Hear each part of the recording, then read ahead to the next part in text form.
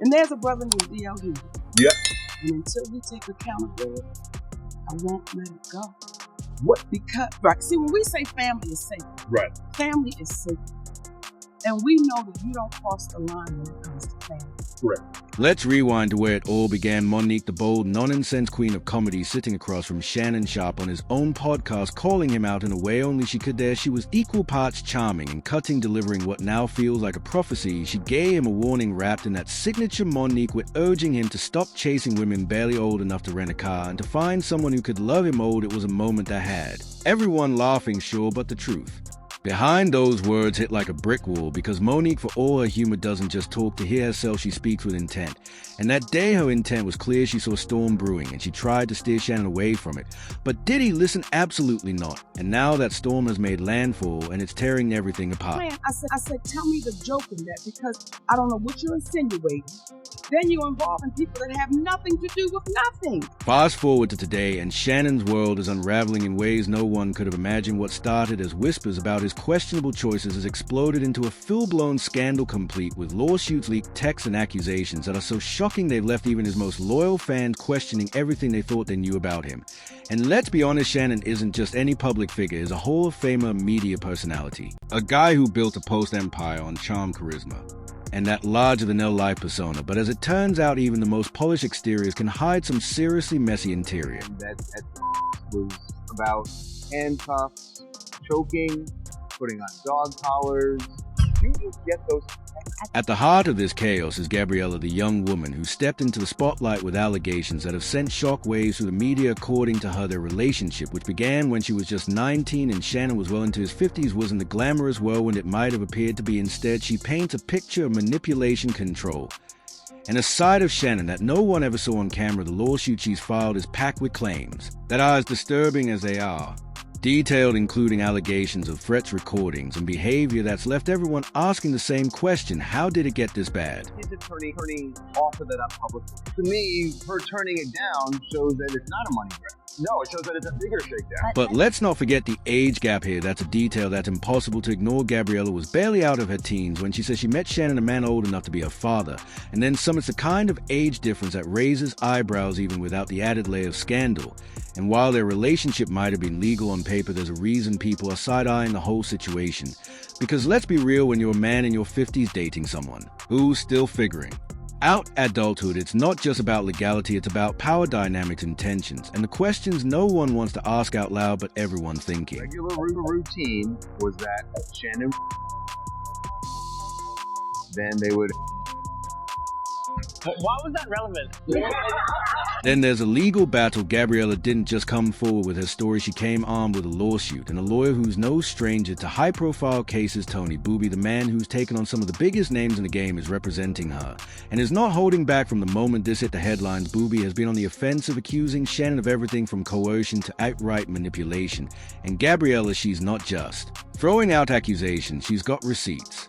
Or at least that's what her legal team claims. From text messages to audio recordings, the evidence they say they have is enough to make even the most skeptical observer take notice. But Shannon's not taking this lying down. Oh no, he's fighting back with everything he's got. His legal team has come out swinging, calling the whole thing a shakedown, and releasing their own set of messages that they claim prove the relationship was consensual. And these texts, let's just say, they are graphic, explicit, and not exactly the kind of thing anyone wants aired out in public. But the real kicker, Jen's team says these messages show that Gabriella was just as involved, just as complicit, and just as willing as he was. It's a bold move, but one that's left a lot of people wondering if this was all above board. Why does it feel so messy? Shannon Sharpe says he's temporarily stepping away from ESPN in the wake of a $50 million lawsuit accusing him.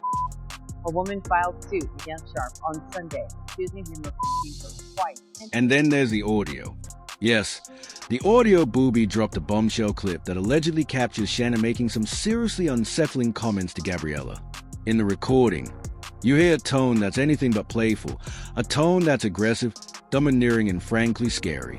Busby's team says this clip is proof of everything Gabriella's been claiming, while Shannon's lawyers are calling it a manipulation, an out-of-context snippet designed to paint him in the worst possible light.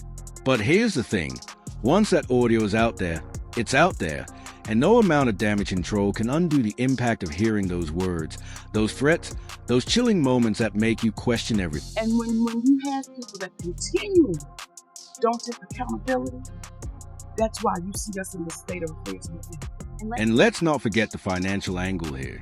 Gabriella's lawsuit is asking for an astronomical sum, a number that's as shocking as the allegations themselves. $50 million.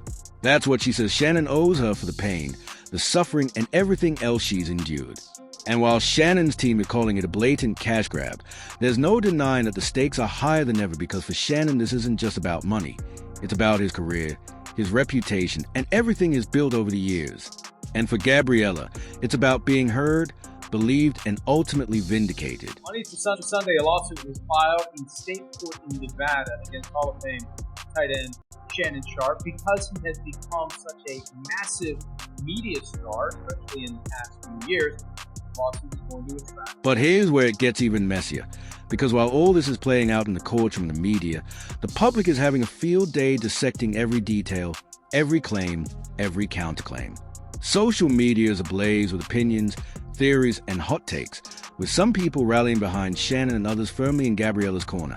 And then there are those who are just here for the drama, the spectacle, the train wreck they can't look away from. Let's face it, this isn't just a scandal. It's a soap opera, a real-life drama that's unfolding in real time with twists and turns no one saw coming. Because we know how this business works. So when you allow that to happen, what do you think is going to come back your way? And speaking of twists, let's talk about Monique one more time. Because while all this is happening, you can't help but imagine her somewhere shaking her head and saying, "I told you so." She warned Shannon. She really did. And now as the fallout continues, her words feel more prophetic than ever, because if there's one thing this scandal has shown, it's that ignoring good advice can come back to haunt you in ways you never expected. And for Shannon, it looks like that haunting is just beginning. And just when you think it couldn't get any uglier, the layers of the scandal start peeling back like an onion, each one more gut-wrenching than the last. Gabriella's accusations didn't just stop. At the personal, they bled into the public sphere, dragging Shannon's every move under a magnifying glass, and what's been uncovered so far is enough to leave anyone reeling, because this isn't just about two people in a toxic relationship anymore. It's about the fallout, the collateral damage, and the skeletons that are tumbling out of closets faster than anyone can shut the door. What do you think? And DL here, please, no brother, we still love you.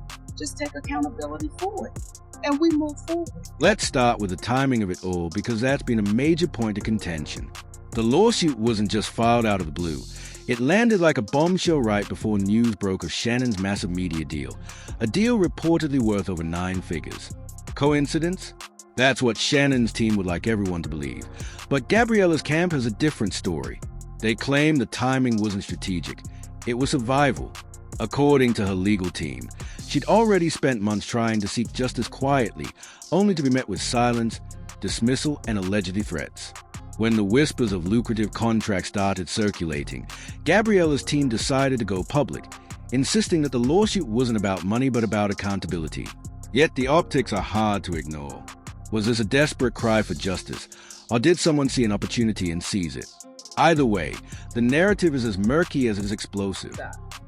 It's a claim against someone alleging that some rights were violated, and in most cases what's sought is compensation in the form of damages to make up for whatever it is the person did. And there are all sorts of civil lawsuits, car accidents, defamation. You hear about that a lot because people get sued about things that are said about them in media. But the timing isn't the only thing raising eyebrows. Shannon's response, or rather his team's response, has been as calculated as it's been combative from the moment the lawsuit hit the headlines. Shannon's camp has been in full-blown damage control mode, painting Gabriella as a manipulator, a liar, and, most controversially, an opportunist. They've leaned heavily into her alleged past, digging up details about her social media presence, including her association with platforms like OnlyFans, to discredit her character. And while Gabriella's team argues that these details are irrelevant to the case, the court of public opinion is another story. Suddenly, the focus has shifted from what Shannon is accused to who Gabriella is, and the lines between victim blaming and legitimate defense are becoming dangerously blurred.